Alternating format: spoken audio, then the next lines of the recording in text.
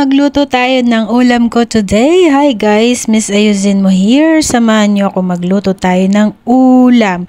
Hindi ko alam kung anong tawag dito, dinengdeng, bulanglang. Basta niluto ko lang po ito guys. Ayan guys, walang mantika, walang gisa-gisa. So yun guys, binigyan ako ng galing sa Pilipinas na bunga ng malunggay. At yung shinare sa akin ni ate yung binigay sa kanya na galing Pilipinas din na diles. So yun guys, may tira ako dito kalahating talong, kalahating kalabasa, kalahating ampalaya, and then yung may okra, ayan, kamatis, sibuyas, bawang, luya. Ang gagamitin natin to guys. Ayan, hiwain na natin itong mabuti. Lahat, hugasan natin mabuti at hiwain. Hiwa na tayo dito ng kamatis, ayan, bawang, sibuyas. Ayan, hinugasan ko yung malunggay. Hinimay ko na po yan dun sa park. And then, okay na, magpakulo tayo ng tubig, ilagay natin yung luya, ayan guys, sa kumukulong tubig at nilagay natin yung bawang, sibuyas, at yung malaking kamatis, hiniwa-hiwa lang natin. And then after nun guys, pakuluan natin tong mabuti. And then nag-add tayo dito ng asin at yung dilis na maliliit na muntik nang hindi makita dahil sa dami ng gulay ko guys. Ayan.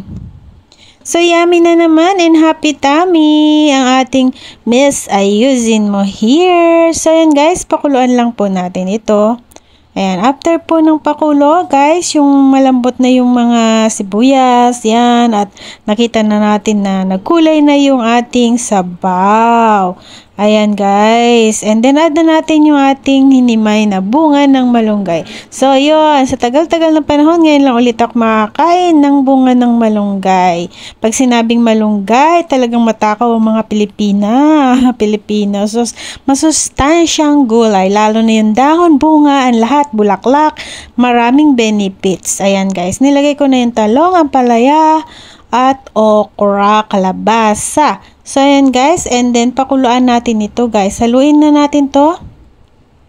Haluin natin guys, at then pakuluan natin ito guys. Then, palambutan ba? Palambutan. Ayan guys, so after nyan, ay takpan lang natin. Ayan. So, mahalo-halo lang natin guys, para pantay yung ating pagluto ng ating gulay.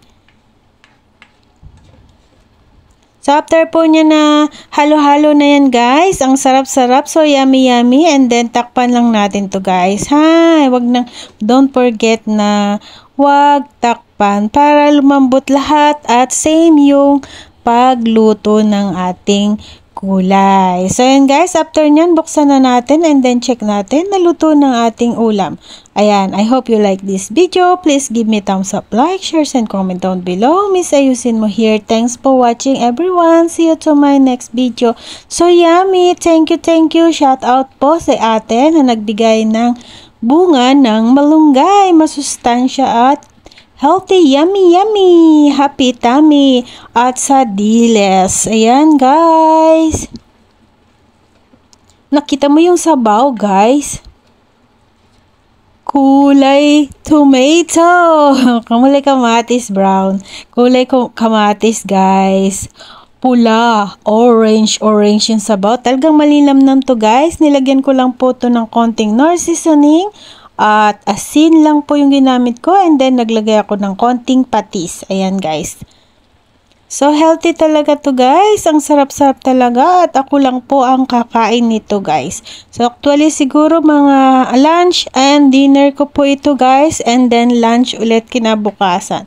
3 ulaman ko po ito guys. So yun. Sa sobrang dami, hindi kayo maubos na isang kainan lang. Super tipid and healthy na ang ating ulam today. Miss Ayusin mo here. Thanks for watching everyone and God bless. Ayan, naglagay ako dito ng patis. Konting patis lang po yung nilagay ko dito guys. Yun lang yung ginamit ko. Asin, patis na seasoning, ayan, and then konting Knorr seasoning, ayan, and then haluin pa natin, and then ito ay saktong luto na talaga ito guys. So, after po nun guys, muntik na hindi nakita yung dilis. Ayan, sobrang liliit pero malasa ang sabaw. Maglipat na po tayo sa malinis na plate at let's eat tayo. So, yummy. Kain-kain po tayo mga guys. Kain-kain tayo dito. Bye! Kain-kain! See you to my next video. Bye-bye! Kakain na po ako. Thank you everyone. God bless. Mama!